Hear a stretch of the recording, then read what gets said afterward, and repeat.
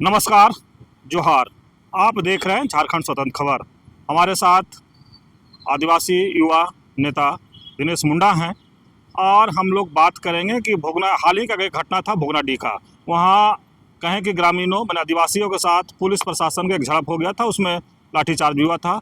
लेकिन वहीं पर अगर बात करें कि बीजेपी वाले लोग एक पैदल मार्च कर करके और आदिवासी ही तहसील बताते हुए एक हेमंत सोरेन का पुतला दहन किए थे। लेकिन कुछ ही दिन के बाद, एक दो दिन के बाद गिरफ्तारी होता है कुछ व्यक्ति का, तो उसमें जेएमएम और इंडिया गठबंधन के लोग भी बीजेपी का पुतला दान करते हैं और इन लोग भी कहते हैं कि हम लोग आदिवासी हितैषी हैं। लेकिन हम दिनेश मुंडा से जानेंगे कि आदिवासी हितैषी कौन है। तो दादा, आपको जोहार।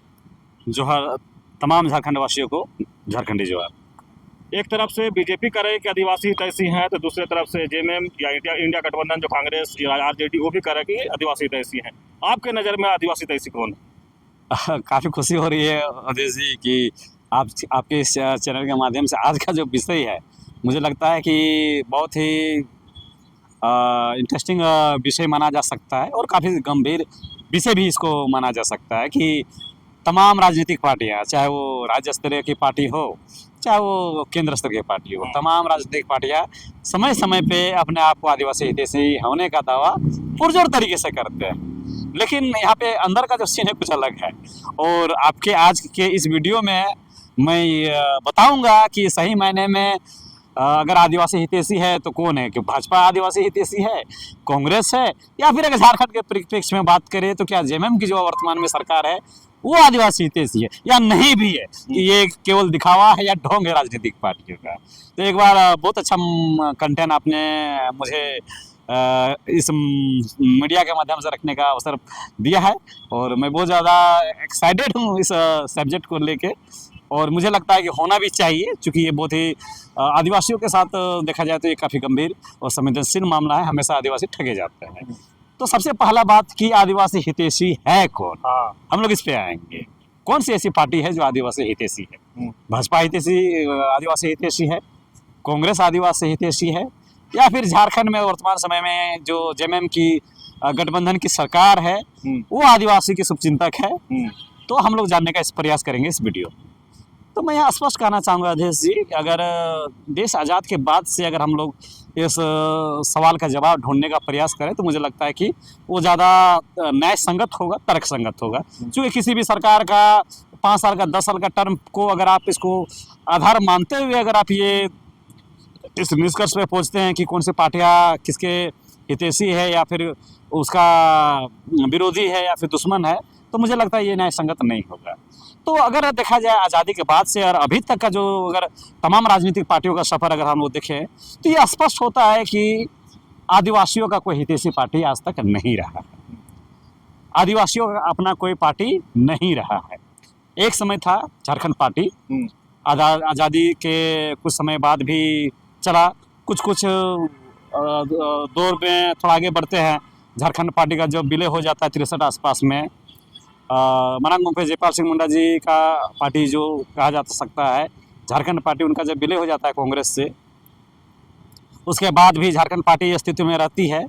तो वो समय तक वो पार्टी सबका आप आदिवासी पार्टी कह सकते हैं, आदिवासी हितैषी पार्टी कह सकते हैं। फिर थोड़ा सा आगे बढ़ते हैं, जब 1973 में धनबाद में हमारे विनोद बिहारी महतो जी के घर में जब झारखंड मुक्ति मोर्चा का गठन होता है और राज्य निर्माण तक का जो पीरियड रहा है झारखंड मुक्ति मोर्चा का, वहाँ तक भी आप उसको कह सकते हैं कुल मिला के कि वो झारखंड में आदिवासियों की हितैषी पार्टी थी।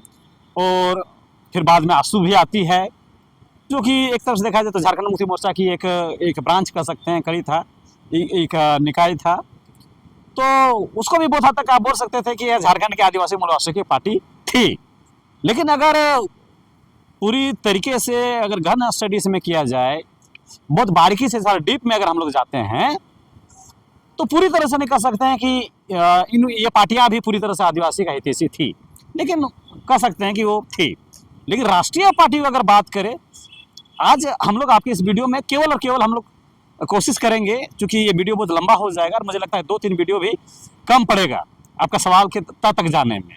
तो मुझे लगता है कि आज के आपके इस वीडियो में आज हम लोग केवल आदिवासी को भाजपा के साथ जोड़ के देखते हैं चलिए ठीक है। कि भाजपा कितना ईमानदारी हाँ। के साथ आदिवासियों के साथ न्याय की है, या फिर क्या भाजपा आदिवासियों के साथ आदिवासियों का हितैषी है। फिर हम लोग कोशिश करेंगे कि अगला वीडियो में हम लोग कोशिश करेंगे कि जो कांग्रेस पार्टी रहा है उनका किस तरह का कार्यकाल रहा है या किस तरह का आदिवासियों के साथ संबंध रहा है।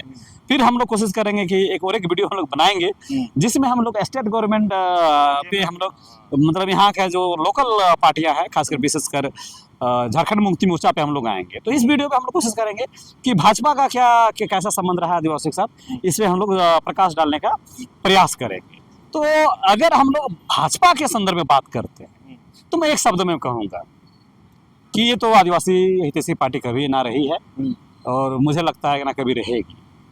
इसके पीछे ये नहीं कि उनकी मंशा गलत है, ये राजनीति है और राजनीति में लोग अपने पर्सनल इंटरेस्ट का, पॉलिटिकल इंटरेस्ट के हिसाब से लोग राजनीति दांवपेच खेलते हैं, जहाँ पे आदिवासी हमेशा ठगे जाते हैं। लेकिन अगर आज़ादी के बाद से अगर हम देखें तो ये वीडियो एक मैसेज भी होगा उन तमाम भाजपा आदिवासी कार्यकर्ताओं के लिए जो भाजपा के बैनर तले एक तो चमचागिरी कर रहे हैं, दलाली कर रहे हैं, या भाजपा का चाटुकारिता कर रहे हैं, या तलवा चाट रहे हैं राजनीतिक हुकुमकारों का। उन तमाम आदिवासी भाजपा नेताओं को सामाजिक क्षेत्र में जो रहते हुए भाजपा का दामन थाप के काम कर रहे हैं, या भाजपा के गोद में बैठ के जो सामाजिक कार्यकर्ता होने का, आदिवासी होने का दम भरते हैं, उनके लिए मैसेज रहेगा ये वीडियो। और उन्हें ये वीडियो मुझे लगता है कि सुनना चाहिए, देखना चाहिए। तो अगर भाजपा का अगर हम देखें तो चूंकि आज़ादी के बाद तो भाजपा का बहुत, मुझे लगता है कि बहुत ज़्यादा वहाँ रोल नहीं था जब तक से, मुझे लगता है कि 80 आसपास में जब भाजपा का गठन होता है उससे पहले तो जनसत्ता थी। तो शुरू अगर हम लोग देखें तो मुझे एक प्रकरण हमारे, मैं बहुत सम्मान करता हूँ हमारे पूर्व प्रधानमंत्री श्री अटल बिहारी वाजपेयी जी का, और बहुत आदर है हमारे दिल में। लेकिन अगर as a member of tribal society अगर आप मुझे पूछे तो मैं सच बोलना चाहूँगा यहाँ पे, जो हो सकता है कि कुछ भाजपा कार्यकर्ताओं को ये अच्छा ना लगे, लेकिन ये सच्चाई है। मैं तो जो भी बातें आपके न्यूज़ चैनल के माध्यम से रखता हूँ वो मेरी बनी बनाई, मेरी मन की उपज नहीं होती है, वो रेफरेंस के साथ मैं बातों को रखता हूँ और मैं प्रयास करता हूँ कि वो तथ्य पे आधारित हो, तर्क पे आधारित हो। तो अटल बिहारी वाजपेयी जी का एक बयान आया था कि जब ये आप क्या बोलेंगे, संयुक्त राष्ट्र संघ का जब गठन हुआ और संयुक्त राष्ट्र के द्वारा आदिवासी हितों पर भी तमाम अलग अलग संगठनें बनाई गई, और जैसे मानवाधिकार का जो संगठन है वो भी बनाया गया। तो संयुक्त राष्ट्र के द्वारा समय समय पे 90 के बाद, उससे पहले भी ये तमाम देश के प्रतिनिधियों को बुलाते थे, सत्ता पक्ष के विपक्ष को भी संयुक्त राष्ट्र संघ के जो महासभा में उन्हें बुलाया जाता था। और आदिवासी उन देशों में आदिवासियों की क्या स्थिति है, क्या समस्याएं हैं, इनके बारे में वहाँ पे बहुत हेल्दी डिस्कस होता था, विचार विमर्श होता था। तो मुझे याद है कि यही भाजपा के हमारे प्रधानमंत्री थे, पूर्व प्रधानमंत्री अटल बिहारी वाजपेयी, जिन्होंने ये जाके बयान दिया था कि भारत में आदिवासी लोग नहीं रहते हैं, भारत में आदिवासी नाम का कोई चीज़ नहीं है, भारत में आदिवासी पॉपुलेशन नहीं है, भारत में आदिवासी समुदाय नाम का कोई भी समुदाय निवास नहीं करता है। ये इनका अर्थ है जो वो वहाँ पे रखे थे। तो आज जो भाजपा के कार्यकर्ता दावा करते हैं कि आदिवासी है तो प्रकृति है, आदिवासी है तो मानव सभ्यता है, आदिवासी है रूढ़ी व्यवस्था है, तो वैसे लोगों को कहना चाहिए कि यही भाजपा पार्टी थी जो आदिवासी यहाँ है ही नहीं दावा करती थी। तो भैया जब भारत में आदिवासी नहीं है तो परंपरा, ये मानव सभ्यता, ये प्रकृति, कस्टम सिस्टम का कोई बात ही नहीं बनता है। तो ये कार्यकर्ता को ये समझ लेना चाहिए कि इन्हीं के पार्टी के द्वारा ये घोषणा किया गया था कि झारखंड में या भारत में, झारखंड में भारत में आदिवासी समुदाय का नाम का कोई समुदाय नहीं रहता है। उसके बावजूद भी अगर लोग बोलेंगे कि नहीं भाजपा आदिवासी हितैषी है तो ये उनकी विवेक पे जाता है, मैं उन पर छोड़ता हूँ। उसके बावजूद भी देखिए झारखंड मूवमेंट काफ़ी लंबे समय तक चला, हमारे झारखंड के आदिवासी मूलवासियों का काफ़ी लंबा संघर्ष रहा, और ना जाने कितने लोगों ने अपनी शहादतें दी है इस जल जंगल जल माटी के लिए, इस झारखंड की भूमि के लिए। तो मुझे याद आता है कि इस झारखंड राज्य का मांग अगर किसी ने किया था, सर्वप्रथम आदिवासियों ने किया था, और इस मांग को लगातार भाजपा राज्य निर्माण से पहले कभी भी इसे संवैधानिक वैध कानूनी मान्यता देने की बात नहीं करता था। उनका तो साफ साफ कहना था कि मिशनरियों का असंवैधानिक मांग है, अवैध मांग है।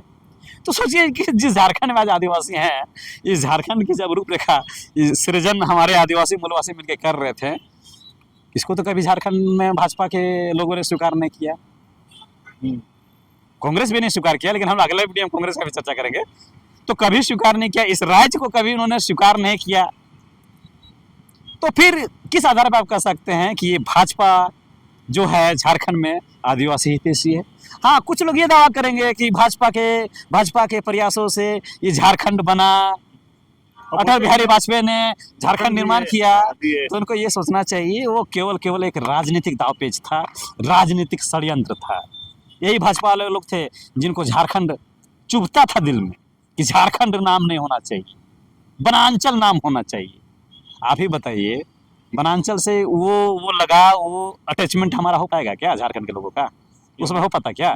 नहीं हो पाता। ना यहाँ के सामाजिक ताना बाना के हिसाब से वो वनांचल सूट करता था, ना यहाँ के लोगों के सोसाइटी का जो खूबसूरती लक्षण है, प्रवृत्ति है, उसके हिसाब से सूट करता था। तो किस हिसाब से वो वनांचल बनाने जा रहे थे भाई? तो पहला बात तो वनांचल बना रहे थे, उसके पीछे भी एक साजिश था। जब उन्होंने देखा, तमाम राष्ट्रीय पार्टियों ने देखा कि अब झारखंड बनने से कोई माय का लाल रोक नहीं सकता है, अब इनकी मांगों को बहुत देरों तक रोका नहीं जा सकता है, तब तमाम राजनीतिक पार्टियों ने सोचा कि क्यों ना इसका राजनीतिक लाभ उठाया जाए। और राजनीतिक लाभ उठाने के लिए जो भाजपा कभी भी झारखंड आंदोलन, झारखंड मांग की आंदोलन में कभी भी समर्थन नहीं रहा, निर्माण से मुझे लगता है कि 2-4-5 साल पहले वो यू टर्न लेती है और वनांचल का भी रट छोड़ती है, और ये दिमाग लगा के कि अगर झारखंड बनेगा तो राज कौन करेगा, यहाँ की जल जंगल जमीनों को लूटेगा कौन, यहाँ की अकूत खनिज संपदाओं को लूटेगा कौन। तो लूटने के लिए वहाँ पे एक बोलिए यू टर्न लेते हुए भाजपा अपना कार्ड खेलती है और झारखंड अलग होता है।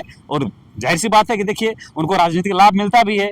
पहला जो शासन का बागडोर है, सत्ता का बागडोर है, भाजपा संभालती है।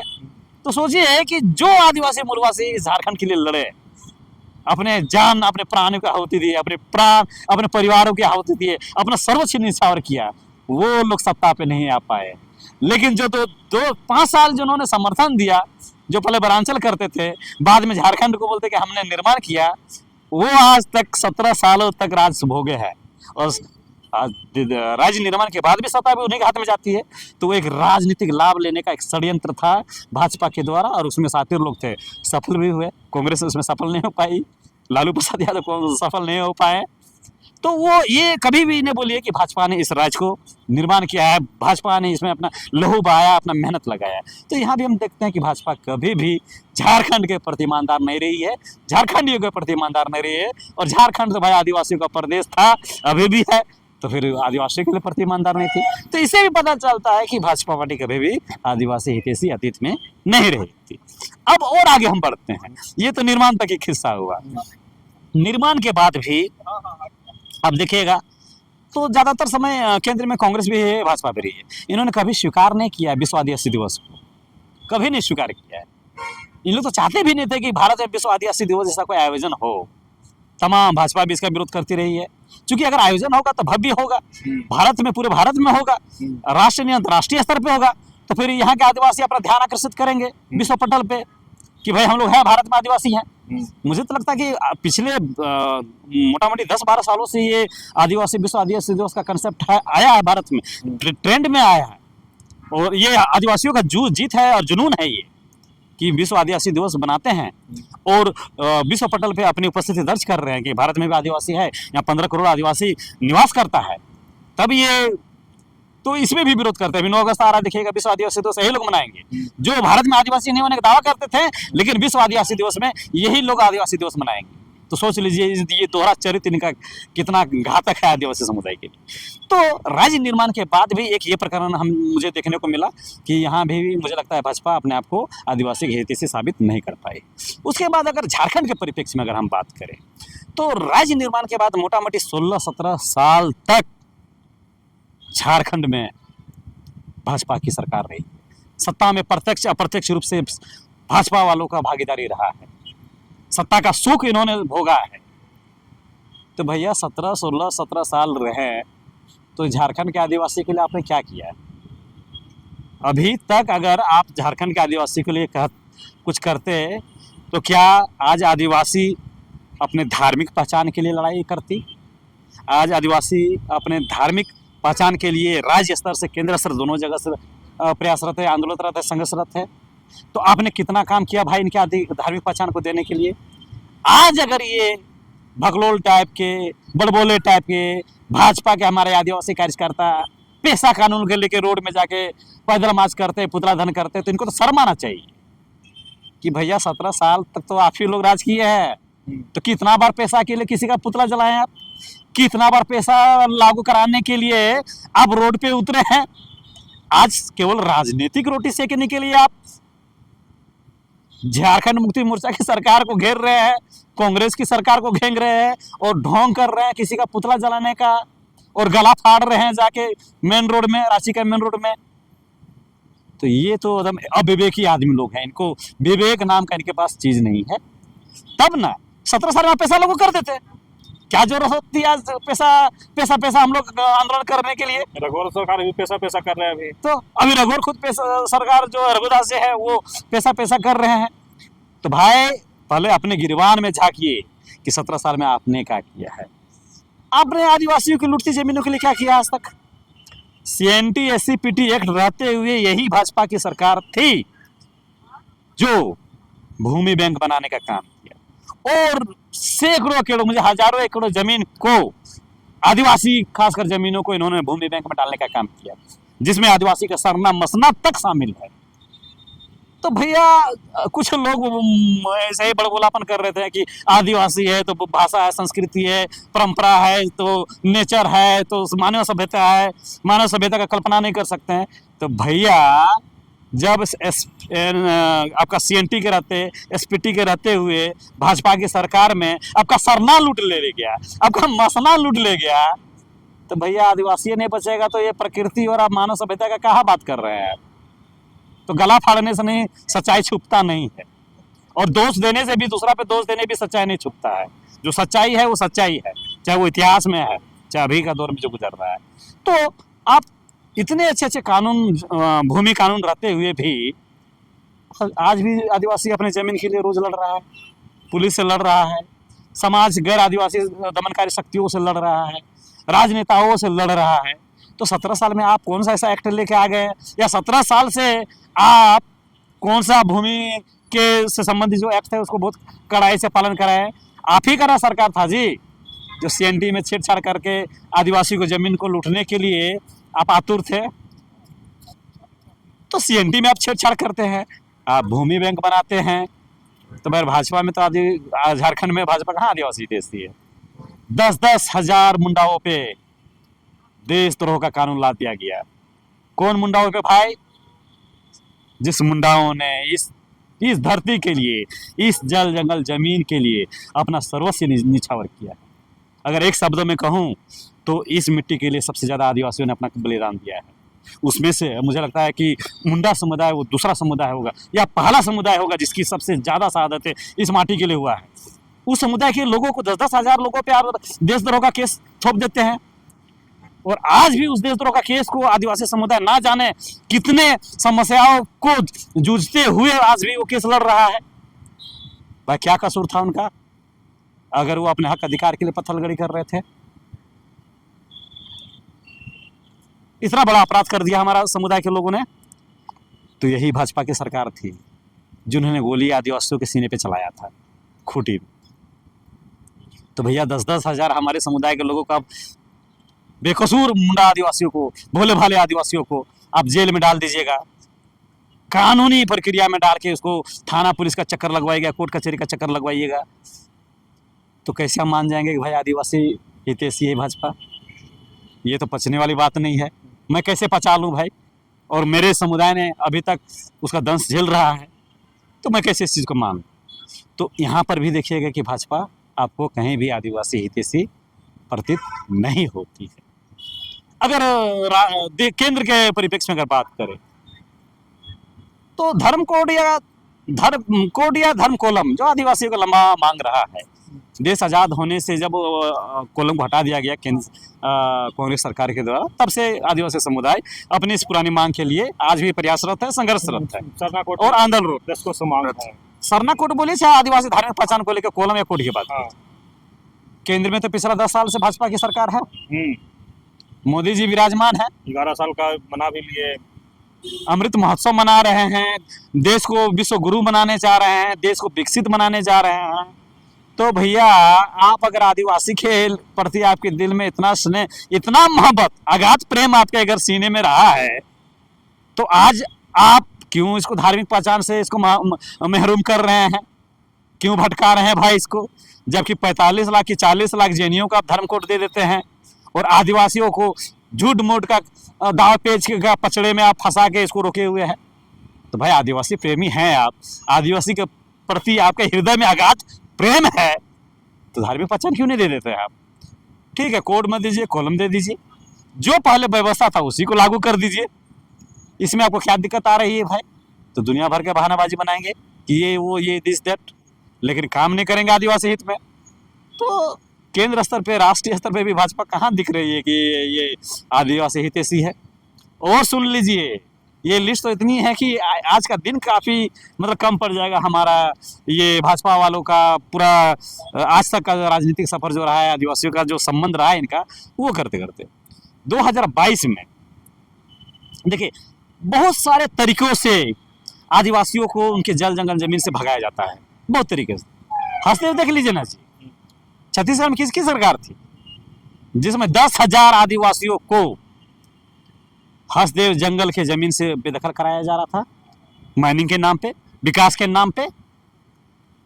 तब ये हमारे समाज के आदिवासी भाजपा नेता जो बनते हैं अपने आप को, वो तो कभी रोड पे नहीं उतरे कि मेरे हुजूर, मेरे आका जो केंद्र में बैठे हैं, हंसदेव जंगल को खाली मत कराइए, वहां तो 10-10 हजार आदिवासी निवास करते हैं। 10-10 हजार आदिवासियों का तो वो निवास स्थान है, कोई तो नहीं निकले रोड पे, किसी ने तो पुतला नहीं जलाया, किसी ने तो विरोध नहीं किया। तो क्या ये आदिवासी प्रेम दिखावा नहीं तो और क्या है? पूरी तरह से दिखावा है। तो समय समय पे विकास के नाम पे, खनन के नाम पे, आप सरकारी योजनाओं के नाम पे, रेल के नाम पे, चिकित्सा के नाम पे आदिवासियों की जमीनें लूटी जाती है। नक्सल घोषित किया जाता है, नक्सली घोषित करके जंगल खाली। अभी सारंडा का क्या हाल है देखिए ना, सारंडा का जिस तरह हंसदेव खाली कराया गया है, सारंडा भी लिस्ट में है उनका, कल के डेट में सारंडा भी खाली कराया जाएगा। तो हंसदेव खाली कराया जा रहा है, झारखंड में भी देखिए सारंडा पे पैनी नजर गड़ाए हुए हैं ये भू माफिया, ये कारपोरेट घराना के जो राजनीति से जुड़े हुए लोग हैं। तो अलग अलग तरीकों से हमेशा जंगलों को खाली कराया गया है, आदिवासियों को उनके जल जंगल जमीन से भगाया गया है। 2022 में भूमि संरक्षण अधिनियम को लाया गया था भाजपा सरकार के द्वारा 2022 में। उसमें एक बहुत बड़ा बदलाव लाया गया था जो बिल्कुल आदिवासी के फेवर में नहीं था। वो समझिए कि आदिवासी को जड़ काटने का वो कानून लाया गया। कानून तो पहले से ही था लेकिन उसमें संशोधन किया गया 2022 में, और संशोधन के तहत जो उस क्षेत्र में, वन क्षेत्र में या जंगल क्षेत्र में या फिर सुदूर क्षेत्र में जो ग्राम सभा का जो पावर था 2022 के वन संरक्षण अधिनियम से हटा दिया गया।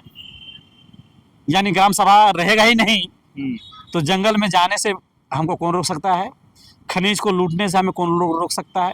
एक तरफ तो आप उसको उनकी प्राकृतिक संपदा है, उनकी विरासत से, उनकी बपौती संपत्ति से, उनके पैतृक संपत्ति से, उनका जो वाजिब अधिकार है आदिवासियों के जंगलों पे, चाहे वो जंगल के जमीन की बात हो, जंगल से प्राप्त होने वाले तमाम वो फल हो, लकड़ी हो, या क्या बोलेंगे उसको, वन उत्पादक बोल सकते हैं, उत्पादन बोल सकते हैं, उन तमाम चीज़ों से उसको दूर कर रहे हैं। आदिवासियों को जंगल घुसने नहीं दे रहे हैं, घुसने पर आप उसको आतंकवादी या उग्रवादी घोषित कर दे रहे हैं, और दूसरी तरफ आप उसमें डाका भी डाल दे रहे हैं।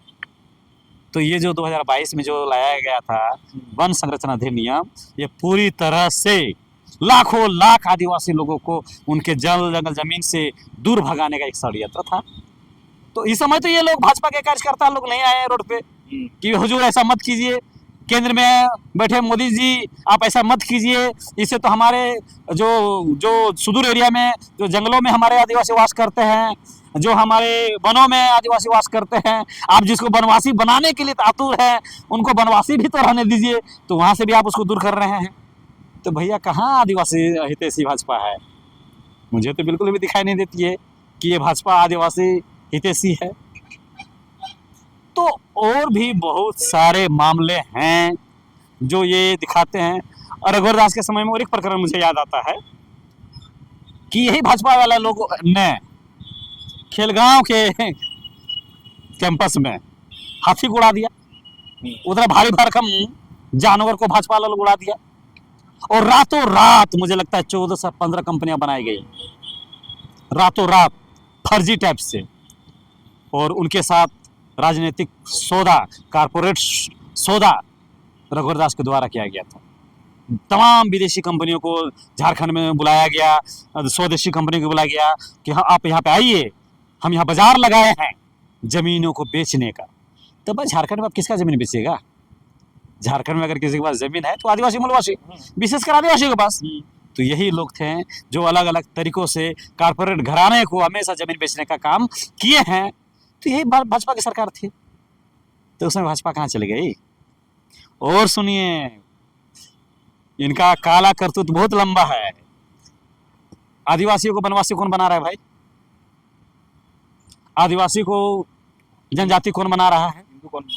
आदिवासियों को हिंदू कौन बना रहा है? सरना सनातन का नारा को बुलंद कौन कर रहा है?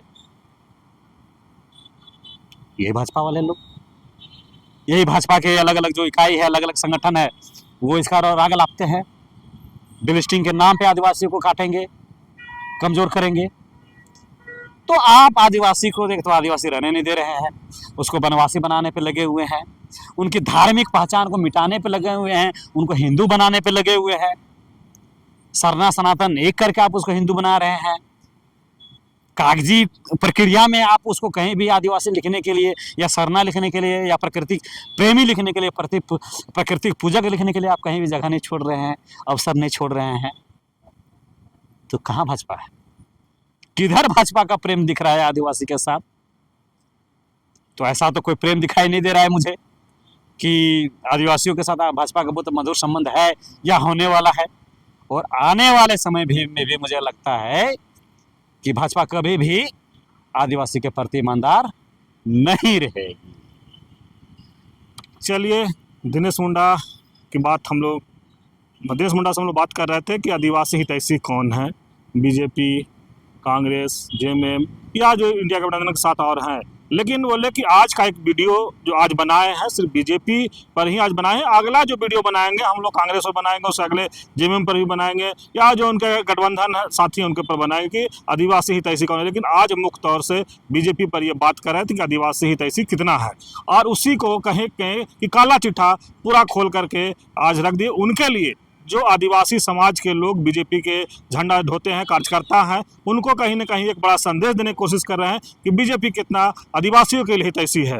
तो जब पूरा वीडियो सुनेंगे तो समझ में आ जाएगा कि दिनेश मुंडा क्या कहना चाह रहे थे। तो इसी तरह से हम और एक चीज़ बता दें कि चाहे केंद्र सरकार, चाहे सरना कोड की बात भी की, केंद्र सरकार में मोदी सरकार है, सरना धर्म आदिवासी जो है उनको सरना कोड क्यों नहीं दिया जाता है, या कॉलम क्यों नहीं दे दिया जाता है।